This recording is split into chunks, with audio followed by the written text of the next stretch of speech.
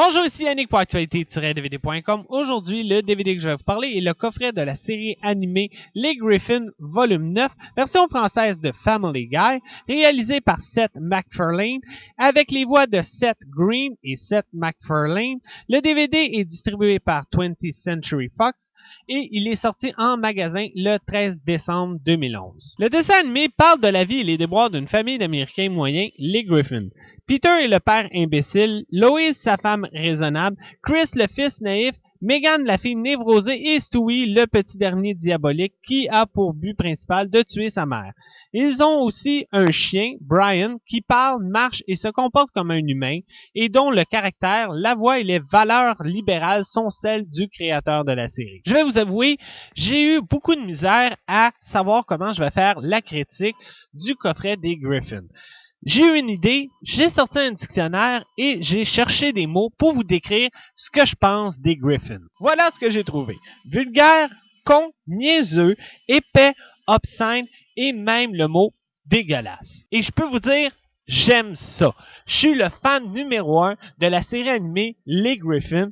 J'aime autant les Griffins que les Simpsons, même je peux vous dire puis l'avouer, un peu plus. Parce que depuis quelques temps, je trouve que les Simpsons en ont perdu un petit peu. Et je vais peut-être exagérer, mais je trouve que là, les Griffins sont en train de les manger. C'est très très bien écrit, les blagues sont très drôles, avec des bons punchs, et les dessins sont très très bien faits. Ce que j'aime dans le dessin animé aussi, c'est qu'il y a des gags flashbacks. En anglais, ils appellent ça des cutaway gags.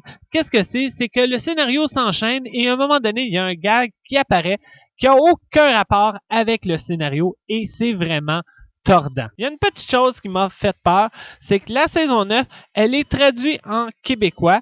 La même chose que South Park, qui a été traduit aussi en québécois et que, je vais vous avouer, c'est vraiment très très mauvais. Je suis plus habitué en version française. La même chose pour les Griffins. Fait que je m'attendais à quelque chose de pas très bon. Et non, c'est très très bien traduit en québécois. La même chose que les Simpsons. J'ai pas été déçu. Même s'il y a beaucoup de blagues dans le dessin animé qui font référence aux Américains, dans la version québécoise, ils ont réussi à adapter les blagues pour le Québec et ça, je leur lève mon chapeau. La série a eu beaucoup de difficultés à démarrer au début, qui était le contraire des Simpsons, qui au début a été très très populaire. Et la cause, c'était parce que ça a été très très critiqué et on s'en doute un peu pourquoi. Et aussi, il y en a plusieurs qui disaient que ça avait une petite ressemblance avec les Simpsons. Il y en a même qui ont dit que c'était un lamentable plagiat des Simpsons. Fait que le réalisateur, qu'est-ce qu'il a fait? Il a fait des blagues à propos des Simpsons. Il y a 2 ou 3 épisodes dans toutes les saisons où ce qu'on peut voir une référence avec les Simpsons et c'est vraiment drôle. Mais inquiétez-vous pas, les Griffins sont pas en guerre contre les Simpsons. Mais moi, personnellement, je trouve qu'il n'y a pas de ressemblance parce que la série de Matt Groening est consacrée aux adolescents de 14 ans et plus. Les Griffins, c'est vraiment plus pour les adultes. Petite note comme ça, pour ceux qui ne le savaient pas, il y a un acteur très connu qui fait une voix dans les Griffins et c'est Seth Green. Pour ceux qui ne savent pas c'est qui, c'est celui qui jouait dans Austin Powers et pour les amateurs de films d'horreur, c'est lui qui jouait dans Idle Hands. Il y a une petite chose que j'ai oublié de mentionner, c'est que le coffret que j'ai reçu, c'est la version non censurée, ce qui veut dire qu'il y a des extraits qu'on n'a pas vus à la télé qui ont été incorporés dans les épisodes, dans le DVD. Mais il y a un petit hic, c'est que c'est seulement en anglais. Fait que si vous l'écoutez en français, soyez pas surpris qu'à un moment donné, il y a un bout qui va apparaître en anglais seulement.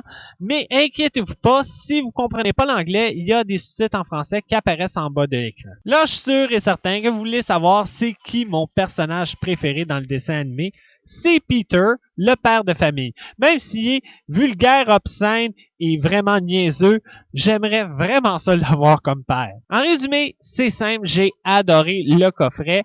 Si vous êtes un fan comme moi des Griffins, que vous aimez les dessins animés avec de l'humour absurde, obscène et vulgaire, courez l'acheter, ça vaut vraiment la peine de l'avoir. Et si vous avez jamais vu les Griffins, je vous conseille absolument d'aller acheter les autres saisons en magasin. Surtout que la première et la deuxième sont pas trop chères en magasin, mais le hic, c'est qu'ils sont pas en français. Mais ça vaut vraiment la peine de les voir quand même. Côté bonus DVD, on retrouve les commentaires du scripteur, du directeur, producteur et les membres de l'équipe.